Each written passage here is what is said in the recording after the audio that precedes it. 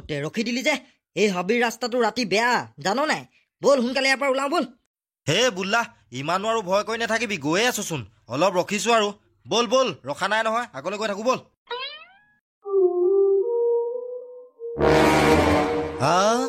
ইমান ধুনীয়া বাঁহী বজাইছে হাবিৰ মাজত কোনোবাই কোন হ'ব পাৰে বাৰু নেজানো দেই কোনে বাঁহী বজাই আছে হাবিৰ মাজত বহুত ধুনীয়া বাঁহী বজাইছে কিন্তু হ'লেও এতিয়া তাৰ ওচৰলৈ নাযাওঁ কিন্তু দেই আৰে বুল্লা ইমান ধুনীয়াকে হুমধুৰ বাঁহী বজাই আছে দেখা নাই ভগৱান শ্ৰীকৃষ্ণই নেকি আকৌ যাওঁ চাওঁগে আকৌ বজাইছে বৰ ধুনীয়া বজাইছে কিন্তু ইমান ৰাতি 8টা বজাত হাবিৰ মাজত কোন সোমাই আছেনো সেইটো এতিয়া মই গৈ দেখিলেগেহে গম পাম তই নেযাওঁ যদি যাগে যা মই অকলেই যাম মই চাই পিনিহে যাম সেইটো কোন হয় বুটে ৰ মোক অকলে এৰি থৈ নাযাবি মই গৈছো ৰ এনেই ঘৰলৈ যাবলৈ দেৰি হৈ আছে আকৌ এই বাঁহী বজোৱাটোৱে পালে আমাক কোনোবা দুটা অহা যেন লাগিছে বজাও বজাও বাঁহী বজাও এইজনেই বজাই আছে মানে মস্তি মস্তি বজাই আছে ক'ৰ পৰা আহিছা তোমালোক আৰু মোৰ বাঁহীৰ সুৰ শুনি আহিলা নেকি ইয়ালে আমি ভয়ে ভয়ে হাবিখন পাৰ কৰি পিনি সোনকালে ঘৰলৈ গৈ আছিলো আপোনাৰ বাঁহী মাত শুনিলো ভয় চয় একেবাৰে ভাগি গ'ল আৰু আপোনাৰ ওচৰলৈ গুচি আহিলো হয় নেকি আহা আহা শুনিবা নেকি আকৌ আপুনি কোননো আৰু ইমান ৰাতি 8টা 9টা বজাত আপুনি ইয়াত বাঁহী বজাই আছে যে অকলে অকলে কেনেবাকে ভূত চুত নহয়তো আপুনি মোৰ নাম বেচুৰা মোৰ ঘৰ ফটা গাঁৱত আৰু সদায় মই সন্ধিয়া সন্ধিয়া এই হাবিত বাঁহী শিকিবলৈহে আহো কোনে শিকায় আপোনাক বাঁহী আমিও শিকিবলৈ আহিম আপোনাৰ উস্তাদৰ ওচৰত বাঁহী সুৰ আহা তেনেহলে মোৰ উস্তাদৰ ওচৰৰ পৰা আহোগে তোমালোকক মোৰ উস্তাদে এতিয়াই বাঁহী বজাবলৈ শিকাই দিব আহা আহা সোনকালে যাওঁ আহা হয় নেকি বলক বলক সোনকালে শিকাবলৈ ক'ব সোনকালে ঘৰলৈ যাবগৈ লাগিব নহ'লে আমাৰ বহুত ভয় লাগে এইজনে মোৰ উস্তাদ দেখিছা কি ধুনীয়া বাঁহী সুৰ বজাই আছে যোৱা যোৱা তোমালোকে শিকিলোৱাগে হয় নেকি কিন্তু আপোনাৰ উস্তাদে ইফালে মুখ কৰি বাঁহী বজাই আছে যে এইফালে মুখ কৰি লোৱা নাই যে কেলেই ভূত ভূত বাঁহীৰ সুৰত আকৌ হিপনোটাইজ এতিয়া আমি আৰু দুজনী ছোৱালী পাম তাৰ পিছত আৰু দুজনীহে থাকিবগে বাকী মালিক কি কৰিব লাগিব আমি এতিয়া এই বেচুৰা এই দুটাইও আমাৰ বাঁহী শুনি হিপনোটাইজ হৈ গ'ল তহঁতি এতিয়া যা নিজৰ গাঁৱলৈ এতিয়া আমাক দুজনী ছোৱালী আনি দিবি তাৰ পৰা ধৰি আমাক সৰু সৰু দুজনী ছোৱালী লাগে বেচুৰা আমি কালি ৰাতি ধৰি অনা ছোৱালী দুজনী বান্ধি থোৱা আছে যে তাৰ পৰা এপাক আগে যা ঠিকমতে আছে নাই চাগে যা এতিয়া আকৌ ছোৱালী দুজনীক নি তাতেই বান্ধিবগে লাগিব ঠিক আছে উস্তাদ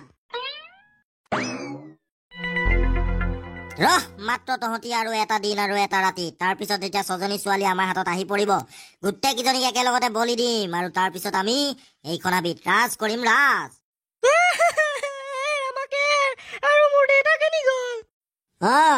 তোৰ দেউতা আছিলে নহয় ন তোৰ দেউতাই পুৰস্কাৰটো খুলিবই পৰা নাই তাতে ৰৈ আছে খুলিবলৈ চেষ্টা কৰি আছে সোনকালে আমাক এৰি দে নহলে কিন্তু কিনামকা এতিয়া আহিলে তহঁতক বৰ বেয়া মাৰিব আকৌ আমাক কোনেও আমাৰ চুলি এডালো বেকা কৰিবহি নোৱাৰে বুজিলি কথা কবলৈ আহে ধনটো ডাকলো বল এতিয়া হাবিৰ মাজলৈ যাওঁ ভয় কৰিবলগীয়া একো কথা নাই হান্দি বাবাই দিয়া ত্ৰিশূলডাল আছে আমাৰ ওচৰত ঘিৰাম বল বল আমি সোনকালে এতিয়া টংক মাষ্টৰৰ কটীয়া চুটো যোনডোখৰত হেৰালে যোনডোখৰত এটি মহ চৰাই আছিলে শিকিলে যাওঁ নাহিবি পিছলৈ বল পিছলৈ বল বল বল তহঁতি সোনকালে হাবিলৈ যাব লাগিব এতিয়া আমাৰ লগত বল সোনকালে বল বুটে আৰু বুল্লাই নিজৰ ভনীয়েক কিজনীক বল বল কৈ কৈ হাবিলে নিছে যে কিবা এটা নিশ্চয় গণ্ডগোল আছে ঐ ইমান জোৰ জবস্তি নহলে ছোৱালী কিজনীক ইমান ৰাতিখন হাবিলে কেলে নিবহি অহিলাম ঠিকে কলি এনেও আমি হাবিলে যাওঁ সিহঁতৰ পিছে পিছে যাওঁ বলচোন সিহঁতি কলে নিছে ভনীয়েক কিজনীক ছোৱালী কিজনীক সোনকালে যাওঁ সিহঁতৰ পিছা কৰিব লাগিব মালিক আপোনালৈ ছোৱালী দুজনী আনি দিলো 4জনী ছোৱালী বেচুৰা এহঁতক এতিয়া কি কৰিব লাগে জানো নহয় দি দে উপহাৰটো লৈ যা ঠিক আছে উস্তাদ মোৰ লগত তহঁতৰ কাৰণে উপহাৰে ৱেট কৰি আছে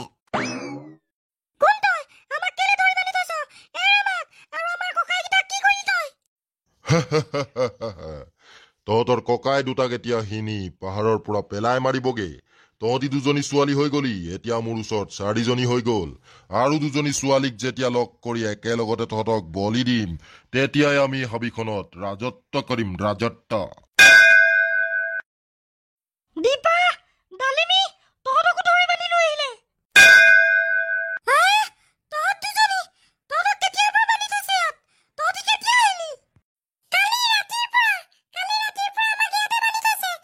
এই অসুৰটোৱে 6জনী ছোৱালীক বলি দিম কৈ আছে। তহঁতৰ একো নহয়, তহঁতি চিন্তা নকৰিবি। ধনু ডাগৰু, এটা খুলি থাকে যা সোনকালে। আপুনি আহি গ'ল। আমি ভাবিছিলো আপুনি আহিব বুলি আমাক বচাবলৈ। কথা এটা শুনি লওক, ইয়াত বাঁহী বজাই থকা মানুহকেইটা ভূত হয়, ভূত।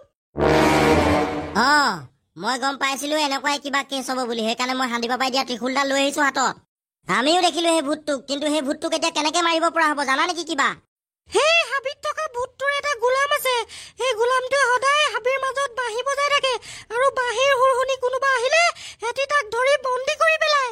আৰু বন্দী কৰাৰ পিছত বাঁহী বজাই দিয়ে। বাঁহী বজাই দিয়াৰ লগে লগে মানুহৰ মনটো কিবা এটা হৈ যায়, আৰু তাৰ পিছত ভূতকেইটাই মানুহকেইটাক ছোৱালী আনিবলৈ পঠিয়াই দিয়ে। সেইবোৰ বাৰু ঠিক আছে, কিন্তু এতিয়া সেই ভূতটোক কেনেকে খতম কৰিব পৰা হ'ব তোমালোকে কিবা জানা নেকি? জানা যদি কৈ দিয়াচোন। জানো। আমাক কালিৰ পৰা ইয়াতে বন্দী কৰি থৈছে। আমি সব গম পাই গলো। সেই ভূতটোৰ কমজুৰি হ'ল তাৰ বাঁহীটো। প্ৰথমতে হিয়াৰ বাঁহীটো ভাঙিব লাগিব, তাৰ পিছত চাগে ভূতটো নিজে নিজে খতম হ'ব। ঠিক আছে, ধন্যবাদ তোমালোকলে। তোমালোকে এতিয়া এইখিনিতে ৰখি দিয়া। ধনু ডাগৰু, বল, আমি এতিয়া বুটে আৰু বুল্লাক কলে গ'ল, তেহেঁতক বিচাৰিবগে লাগিব। তহঁতৰ এতিয়া পুৰস্কাৰ কেইটা হ'ল।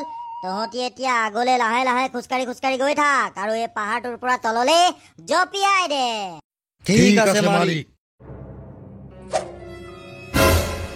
তোক সালা বেসুৰা।